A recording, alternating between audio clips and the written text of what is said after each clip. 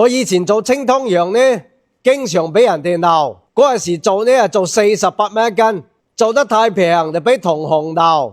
因為嗰陣時好嘅地方咧做68、78蚊斤噶嘛，我話做48，咁所以俾同行鬧。咁啊有時呢又俾啲客鬧，要麼話啲羊韌得滯，有時攞隻公羊啊，又特別騷嘅，咁又俾啲客投訴話騷。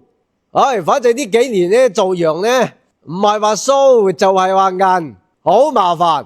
咁啊，但係今年呢，我決定做隻嫩羊，食羊排肉。